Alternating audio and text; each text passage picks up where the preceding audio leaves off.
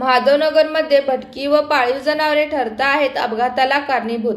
महादेवनगर परिसरात भटकी कुत्री व डुकरांचा वावर जास्त वाढलेला आहे।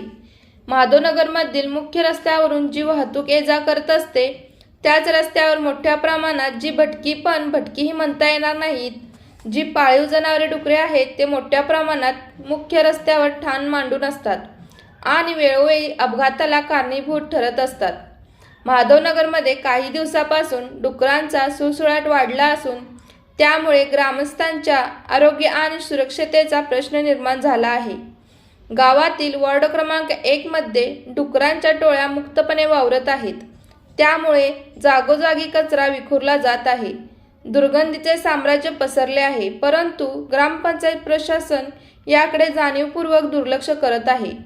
ही जनावरे मोठ्या संख्येने रस्त्यावर ठाण मांडून बसतात, त्यामुळे वाहन चालकांना वाहने चालवताना बरीच कसरत करावी लागते आणि अनेक वेळा अपघात घडतात। 5 ते 6 दिवसापूर्वी महादेवनगर विवारपेठ येथील मुख्य रस्त्यावर अशा जनावरांमुळे मोठा अपघात झाला होता। कोल्हापूर येथील दाम्पत्य गाडीवरून जात असताना अचानक ही जनावरे त्यांच्या गाडीखाली आली व त्यांचा मोठा अपघात झाला व त्यांना उपचारासाठी हॉस्पिटलला दाखल करावे लागले। तसेच यासारख्या 2 घटना येथेच घडलेल्या आहेत, त्यामुळे नागरिक त्रस्त आहे। प्रशासन जाणून बुजून याकडे दुर्लक्ष करत आहे। लवकरात लवकर या जनावरांचा बंदोबस्त करावा अशी मागणी नागरिकांकडून होत आहे।